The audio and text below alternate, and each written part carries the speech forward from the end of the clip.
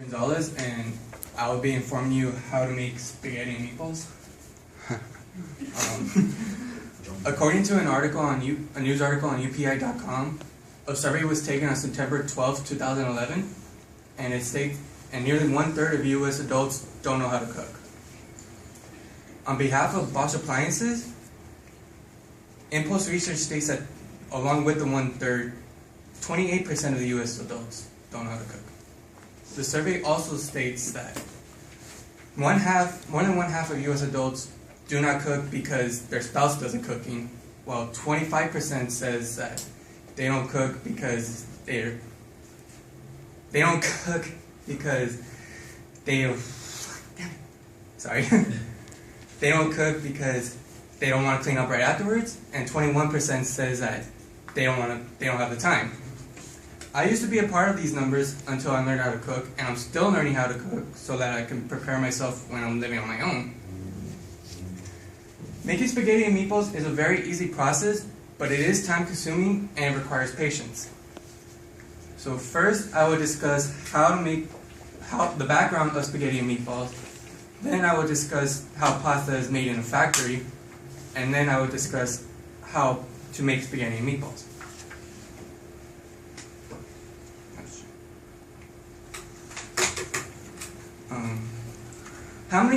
First, where do spaghetti and meatballs come from? How many of you think that spaghetti and meatballs comes from Italy? Well, sorry to say, but you're wrong.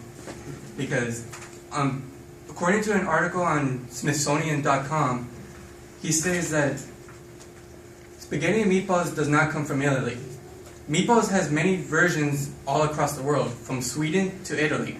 From Sweden to Turkey. And the Italians has its own version of meatballs called polpettes, which are no bigger than the size of a golf ball. 4 million Italians immigrated to America in 1880 to 1920, and about 85% of them came from the southern part of Italy. And the cities where they came from were Abruzzo, Molise, Sicily, Calabria, Campania, and Molise, which is somewhere. Okay. And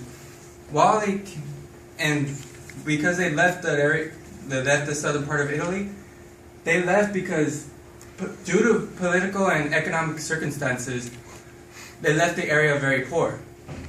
So coming from Italy, these immigrants were spending 75% of their money in Italy on food to only spending 25% of the money on food in America. And that's an Italian mother and her child immigrating to America on Ellis Island.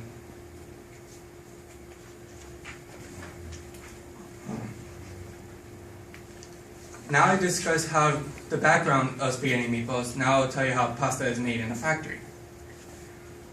Based on the journal Agricultural and Food Chemistry, the lactic acid bacteria is used to ferment durum wheat semolina in liquid conditions.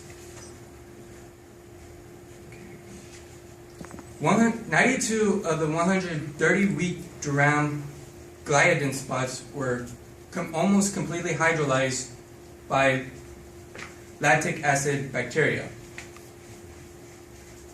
Agglutinating activity was 80 times higher than non-fermented durum wheat semolina.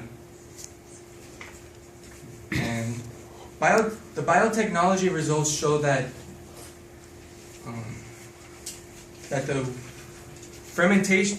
pre-fermentation of the durum could be controlled, could be a tool to decrease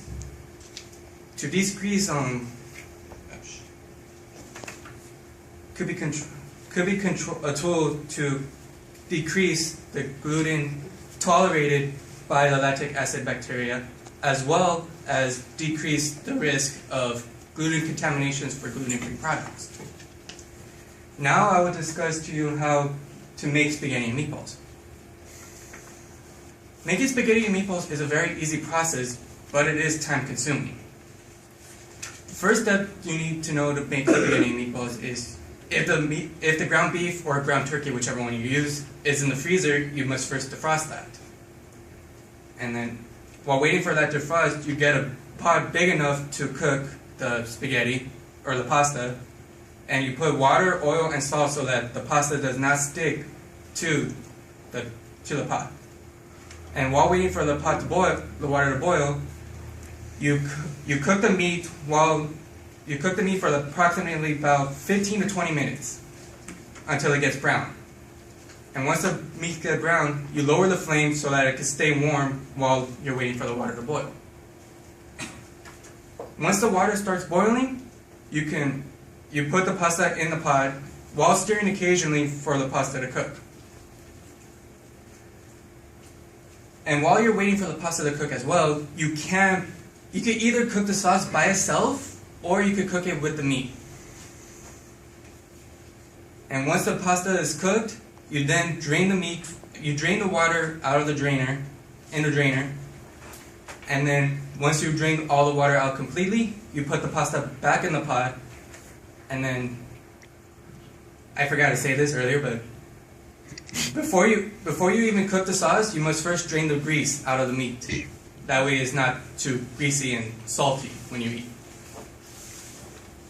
And basically, once all that is done, you could either put the sauce in the meat in the pot of the pasta, that way it's all in one, or you could do it separately.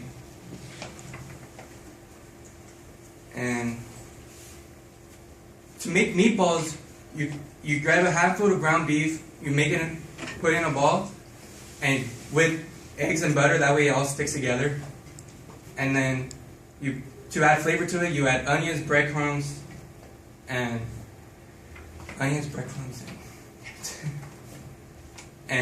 salt and pepper and Parmesan oregano to add flavor to it. In conclusion, making spaghetti and meatballs is a very easy process, but patience is a real important factor to it. And First I discussed the background of spaghetti and meatballs, then I discussed how pasta is made in the factory, and then I discussed how to finally make spaghetti and meatballs. And these are my creations of them. And it doesn't necessarily have to be the thin pasta that we normally use. It could be any type of pasta. And that's it.